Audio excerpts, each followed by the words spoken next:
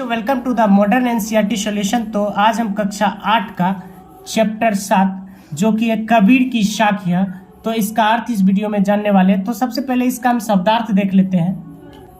शब्दार्थ: ज्ञान का मतलब होता है जानकारी, म्यान मतलब तलवार रखने का कोष या जगह, गारी मतलब होता है गाली या अपशब्द, कर मतलब हाथ, देहु मतलब दश, दिशि मतलब दिशा, सुमिरन मतलब ईश्वर के नाम का जाप, दुहेली मतलब दुख या दुख में पड़ा हुआ, वैरी मतलब दुश्मन, आपा मतलब अहम। तो चलिए सबसे पहले इसका अर्थ समझते हैं।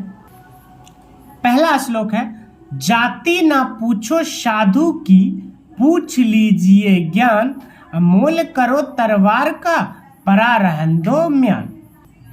कबीर की साखी की इन पंक्तियों में कवि कहते हैं कि हमें कभी भी सज्जन इंसान की जाति पर ध्यान नहीं देना चाहिए।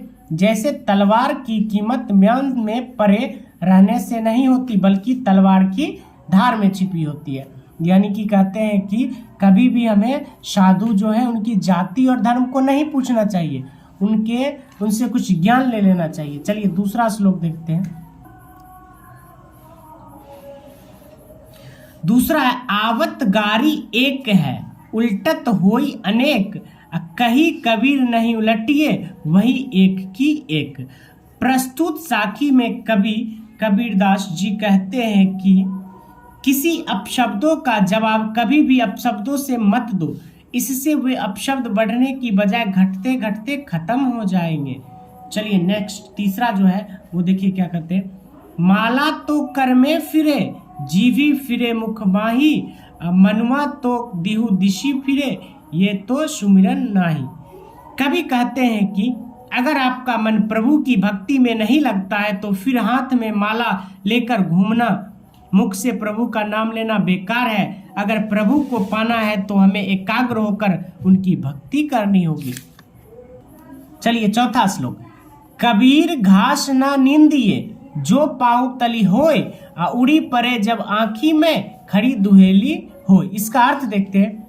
कबीर जी कहते हैं कि हमें कभी भी किसी को छोटा समझकर उसका निरादर नहीं करना चाहिए। जैसे घास को छोटा समझकर हर वक्त दबाना नहीं चाहिए, क्योंकि अगर उसका एक तिनका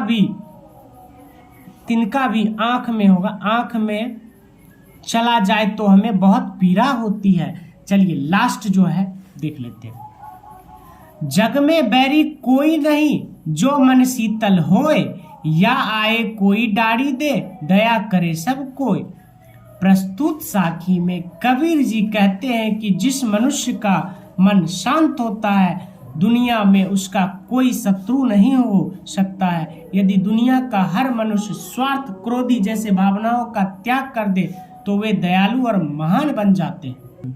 तो इसका अर्थ यहीं पे ख़त्म होता है। आप इस चैनल को सब्सक्राइब कर लीजिए, तब आगे आपको इस अध्याय का क्वेश्चन आंसर भी मिलेगा। इस चैनल पे आपको क्लास 7 और क्लास 8 के एनसीईआरटी सॉल्यूशन मिलते रहेंगे। तब तक के लिए धन्यवाद।